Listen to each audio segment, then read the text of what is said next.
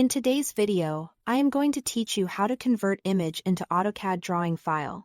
If you've ever had a logo, sketch, or floor plan saved as a PNG or JPG and needed to bring it into AutoCAD, this simple workflow will get you there quickly and cleanly. First, go to a converter site, for example, Convertio. You can use your preferred web browser. And it's a good idea to have your image saved somewhere easy to find on your computer.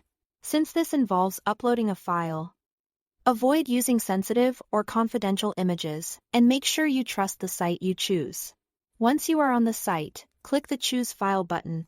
This opens a file picker so you can browse to your image, or you can drag and drop the file into the page if the site supports it.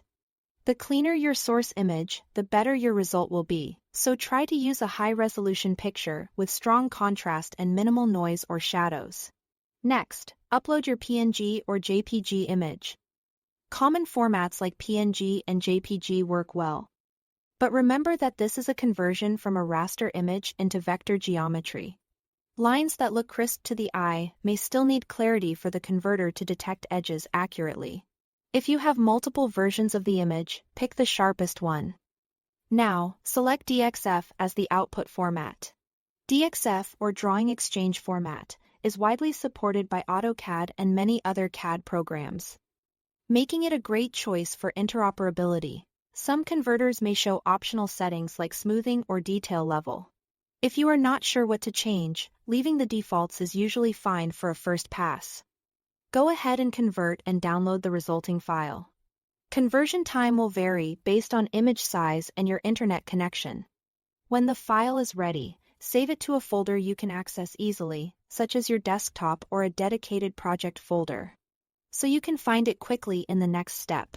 Finally, open the DXF file in AutoCAD. You can launch AutoCAD and open the file directly.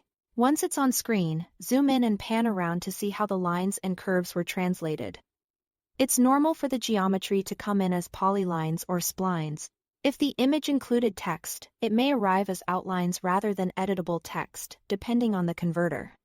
Keep in mind that scale may not be 1:1, so you may need to verify dimensions later in your drawing workflow. And that's it. Thanks for watching.